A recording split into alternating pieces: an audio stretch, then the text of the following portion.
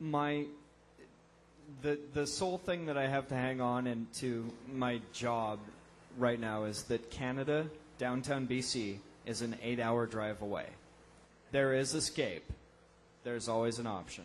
There won't be. They're building a highway right now that's going to lead from Canada to Mexico. I don't believe the new administration is going to put up with that. Which new administration? What are you talking about? You really still believe in the left-right system? You still believe in it? No, I just have high hopes for the people who are going to come into power to be able to call bullshit. I'm sorry for you. I'm a hopeless romantic. What can I say? You be one. Yeah, well, it's not going to happen that way you think it's going to happen. Who brought in NAFTA? Who brought in NAFTA? It was Clinton. Sorry.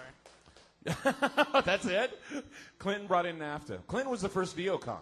He was the first neocon. Bush is the worst one. The third one is going to be even worse. Especially, well, could she still have her 28-day cycle? I'm just kidding. Go ahead. I want to just go back. Oh, boo! Get up and bitch about it then if you're so tough. Go ahead. Last week you were talking about Terror Spectacular in August, right? Well, Tuesday morning, I have reading ESPN's news website, and very seldom does ESPN come to ground zero. Mm-hmm. Do you know what's going on in China, in Beijing? In 2008, the Summer Olympics are in Beijing in August. Right. Starts August 8th, 2008. In China, that's their rainy season. They are experimenting now with shooting rockets into rain clouds to disperse them so it doesn't rain during the Olympics next year. Right. So to do that, they have to practice now during the same time of year during the rain season to see if it will work. So weather control, nah. They told us it was bullshit. Yeah, right. It's not bullshit.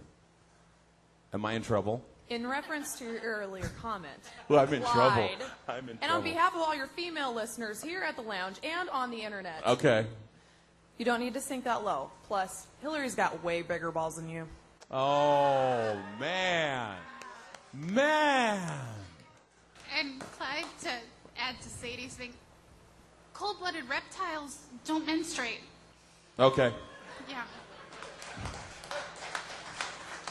All right, I've been schooled. I take my hit.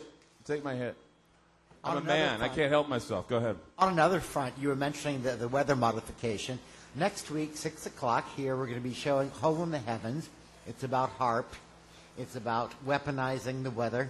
And I encourage you all to be here. Oh, yeah. Glenn's bringing a movie about Sponsored HAARP. by Oregon Skywatch. It'll be 6 o'clock here, and they're going to bring a movie about HAARP and play it here. So if you want to see how they can manipulate the weather. See, all these things, it's funny. I go through the channels anymore, and I'm starting to see the things that we've been talking about here at Ground Zero Lounge. And, you know, it's because I think that even when we argue amongst each other, even when we bring up these topics, eventually what we dig out is we dig out the consciousness, the consensus consciousness, or the consciousness that's here, that's aware. And, you know, when you dig deep into the consciousness level of a human being, you find all kinds of crazy shit. I mean, take a look at these commercials they have for, like, dreams. You have Abe Lincoln and a beaver walking around, you know. That's what you dig out of a person's consciousness. You dig those strange memes out of there. And so when we start talking about stuff here at the lounge, what we're doing is we're digging deep inside of us to find out just what's in there and what we feel. It's that voice we want to bring out.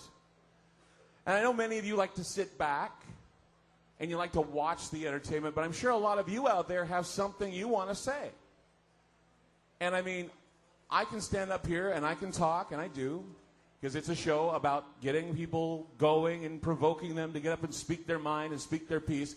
But truth be known, if there's anyone out here tonight who wants to use their voice on the microphones to talk about what they think is important at the moment, something that maybe is on their mind that they want to get off their chest, I always ask you to do that. Because, yes. And I want you to do that tonight because, you know, the whole purpose of this show tonight was to basically bring up the fact that I believe that someone in this audience, or maybe many of you in this audience, are hearing voices. And I don't mean, okay? I don't mean losing your mind voices. I'm meaning that deep down inside of you, there's something eating at you. And you're feeling it. It's like that gut feeling that Chertoff talked about. He actually came forward and said, hey, I think there's going to be a terrorist attack. He even went further. He says he believes dirty bombs in San Francisco and Los Angeles. He said that in a news report. So it gets further and further. Now, I know many of you want to have positive attitudes about the future, and you can. The positive attitudes are going to be the ones who are going to step forward and say, okay, we're going to change this. But you're going to fight. It's not going to be easy, and it's not going to take voting in a new presidency. Are you with me here? I mean,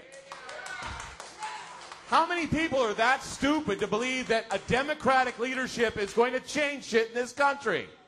No, it's not going to happen, people.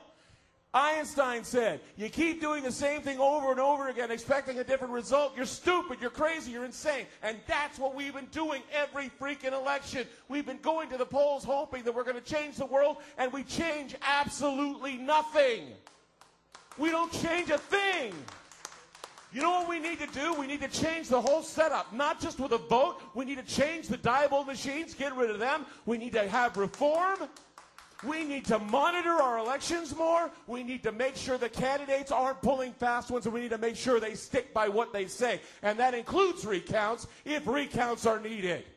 John Kerry fucked up. John Kerry said there would be a recount. He didn't have one, so why the hell are we thinking that it's going to change with the next election? Why do you think that President Bush signed a declaration stating that if there was ever an emergency in this country, that he would have sole proprietary power and empire would happen? A hegemonistic empire full of jingoistic nationalism where you're following lock, stock, and barrel, goose-stepping behind this regime because you have no choice.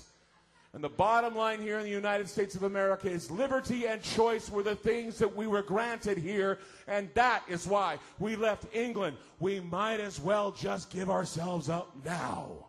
The Beckhams look fucking good right now, don't they? Take a picture, it might last longer, and believe me, they are doing it. Go ahead. Wow, there's no way I can follow that up with something amazing or anything. The only thing that I would say is it's amazing to see the number of folks when we do get to the election and all over TV and radio and everything else, re-elect such and such. They're such a great and wonderful person. Such and such even did this and this and this. That's why you need to re-elect such and such. And we just need to say, no, fuck you. Because, I read something that said that the public opinion of Congress is lower than that of Bush. And I'm wondering if that's because people honestly thought, hey, if I vote for these people, then Bush will be impeached. Well, he hasn't been impeached. They did an opinion poll just recently. Yeah, he hasn't been impeached. You're right. They did an opinion poll recently where they asked who was the most evil person on the planet. Bush beat Satan by a couple points. And yeah, go ahead. I didn't want to change the subject or anything, but go right ahead. I mean, I'm like blowing up. You mentioned the microchips. Yes. Earlier. I haven't heard anything about that. So there were actually two employees at a hello. There are two employees at a store that what's that? You know it? They voluntarily took the microchip. It's about the size of a grain of rice and about the thickness of a toothpick. And they took it in their arms. And they did it because they wanted to demonstrate that it doesn't hurt and that it works. And they're already preparing to chip. Now, I already talked about this. They now, and they're experimenting with this here in Portland, they now have, if you cannot be revived and you don't have any ID on you, they now have the right to chip you. They have the right to give you a chip without your permission. Because if you don't have any ID on you and you're a trauma victim and they need to bring you back, they need to have something on you so that they can scan you to make sure that they don't mix you up.